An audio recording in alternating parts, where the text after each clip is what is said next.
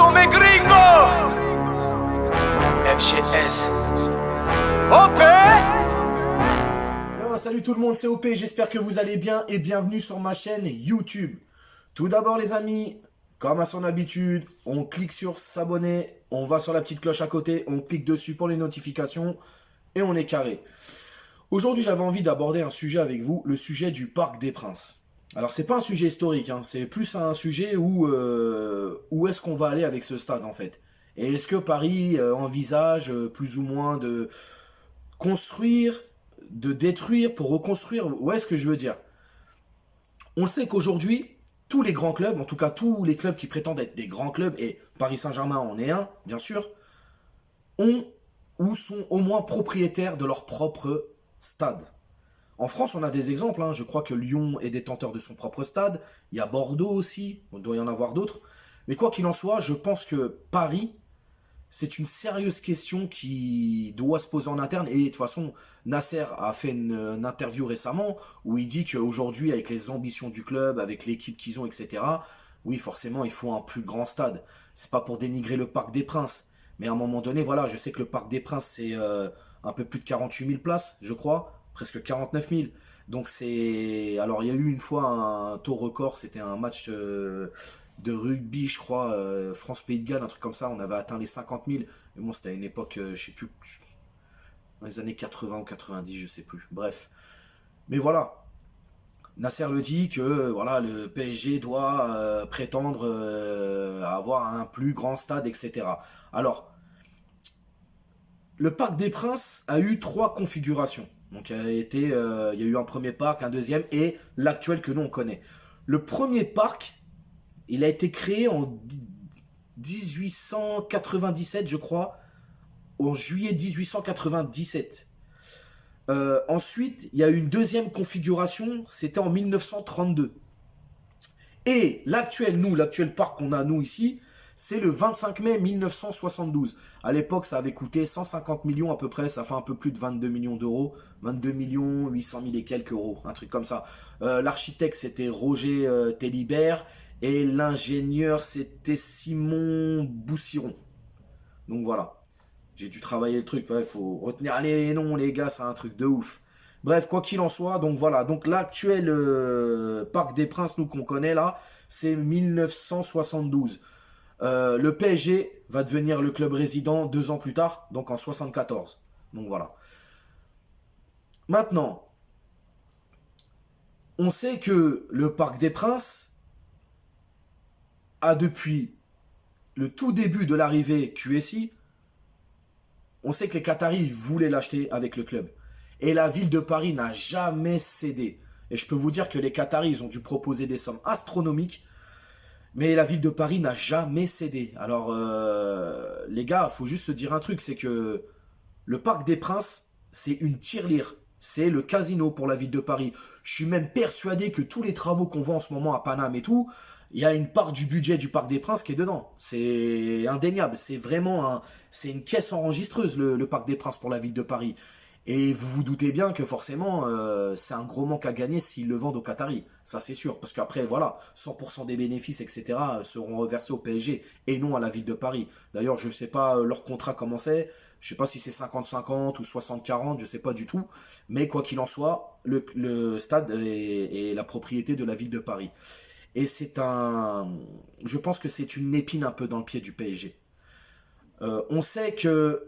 Alors, de ce que je sais et de ce que vous devez savoir aussi, à mon avis, puisqu'on suit tous le Paris Saint-Germain, on sait que le club envisage de faire des travaux après les JO 2024. Mais quel genre de travaux? La configuration du Parc des Princes, le problème c'est qu'il y a un périph' qui passe en dessous. Tout casser pour tout reconstruire, c'est pas possible. Déjà par rapport à nous, par rapport à l'histoire, etc., tu peux pas faire ça. Il y avait une seconde idée qui avait émergé, c'était de rapprocher Boulogne et Auteuil plus proches des cages. Tu vas gagner quoi? 5, 6, 7 000, 8 000 peut-être places à tout casser? Quoi qu'il en soit, ce ne sera pas non plus assez. Je sais que Nasser a laissé sous-entendre qu'il aimerait avoir un stade aux alentours de à peu près 80 000 places. Mais là, le problème, c'est comment s'y prendre? Comment s'y prendre? Alors, si travaux il y a après les JO 2024, le Paris Saint-Germain sera obligé d'aller jouer dans un autre stade. Et le stade où le nom sort le plus, c'est le Stade de France. À un moment donné, il y avait eu une espèce de rumeur qui disait que le Paris Saint-Germain, qui rêvait de grandeur et qui est un grand, bien sûr, qui est un grand club, pourrait s'installer définitivement au Parc des Princes, j'allais dire. Oui, au Parc des Princes, faut qu'il reste. Mais au Stade de France.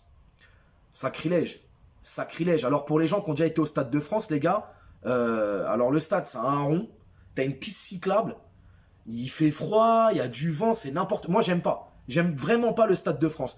J'ai été une fois dans ma vie. Voilà, je le cache pas. Hein, j'ai été une fois dans ma vie. Pourtant, je suis à 15 minutes en RER. J'ai été une fois dans ma vie pour voir un frérot à moi, Farid Beziwen, qui est joueur professionnel de football. À l'époque, il jouait au... Si je dis pas de bêtises, il jouait à Sedan ou au Red Star, je sais plus. Il jouait contre l'OM. D'ailleurs, il avait mis un petit point à Lucho. Je peux te dire que dans les tribunes, on était fiers de lui. On avait tous gueulé, on était tous venus en bande. C'était plutôt pas mal. Bon, on repasse au sujet du jour. La configuration, elle est dégueulasse au Stade de France. Et bon, s'il y a des travaux au Parc des Princes, que le Paris Saint-Germain vienne jouer un an et demi, le temps des travaux, ouais, ok, pourquoi pas. Mais s'installer définitivement, c'est hors de question. C'est hors de question. Après, moi, ce qui me gêne, c'est comment on va faire, en fait. Comment on va faire sans dénaturer le Parc des Princes actuel, euh, sans que... Parce que le Parc des Princes, c'est quand même... c'est historique, c'est quand même quelque chose qui est très ancré dans l'histoire de ce club, en fait. Je veux dire, Paris, c'est le Parc des Princes. Le Parc des Princes, c'est PSG, quand tu vois Paris, il y a le Parc des Princes qui va avec, pour citer Sefiu. Voilà, un célèbre morceau qu'il faisait à l'époque. Mais après, si on se dit grand club et qu'on l'est, et qu'on a des grandes ambitions, est-ce que ce serait bien aussi peut-être d'avoir notre propre stade?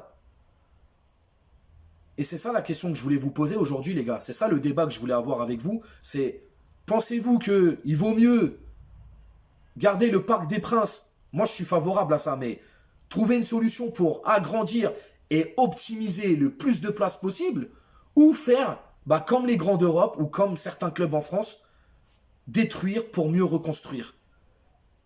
Alors oui, tu détruis l'histoire, mais tu en reconstruis une autre. Est-ce que ça vaut le coup? Voilà. C'est tout ce que... C'est de ce dont que je voulais parler avec vous, en fait. Moi, mon idée, ce serait de garder le Parc des Princes actuel et d'essayer de trouver des subterfuges, plein de façons différentes de pouvoir optimiser les places. Mais à un moment donné, c'est... Alors déjà que c'est vachement serré dans les gradins, pour ceux qui vont souvent ou qui sont déjà partis, c'est très serré, on n'a pas beaucoup de place. Voilà, quand t'es un peu costaud, etc., c'est compliqué aussi. Bref, je sais pas, j'arrive pas à me projeter, c'est très compliqué. Je pense que QSI aurait dû déjà envisager cette chose depuis un petit moment. Alors peut-être qu'il y a eu des bâtons dans les roues de la ville de Paris, ou peut-être qu'il y avait des pourparlers, etc. Je ne connais pas les tenants et les aboutissants de tous ces dossiers-là. Mais quoi qu'il en soit, Paris mérite un grand stade. Le Parc des Princes est un grand stade. Mais est-ce que Paris a besoin de plus? Ou on peut se contenter de ce qu'on a déjà? Est-ce que Paris a besoin d'un nouveau stade pour vraiment être à la hauteur des autres grands d'Europe? Parce que Paris est un grand d'Europe. Moi, le Parc des Princes, c'est un stade qui m'est cher, un stade que j'aime, un stade qui est unique. C'est la première fois de ma vie où j'ai mis les pieds dans un vrai stade, un grand stade, c'était le Parc des Princes. Donc voilà, ouais, c'est une pièce unique, c'est quelque chose, c'est comme je l'ai dit, le PSG sans le Parc des Princes, c'est pas le PSG, quoi. Donc voilà, je sais pas les gars. Réagissez dans les commentaires, dites-moi vous ce que vous en pensez. Est-ce que, voilà, comme je vous ai dit, est-ce qu'il faut un nouveau stade? Est-ce qu'il faut l'agrandir, mais essayer de trouver des options, etc., optimiser le truc et tout. Mais je trouvais ça cool d'en parler, voilà. En tout cas, le Parc des Princes, c'est le Parc des Princes. Pour l'instant, on y est, on y reste et on y restera, je l'espère. Mais voilà, agrandissement, destruction, je sais pas où veut aller le PSG. On verra bien en tout cas après les JO 2024. Mais quoi qu'il en soit, non au Stade de France, ça c'est sûr et certain. Je ne veux pas que Paris aille là-bas. Donc voilà, les amis. Sur ce, j'espère que cette petite vidéo sympathique et pour le débat, hein, juste pour nous amuser à débattre et échanger nos idées, vous aura fait plaisir. N'hésitez pas à vous abonner, liker, partager, commenter. Et moi je vous dis à bientôt. Ciao.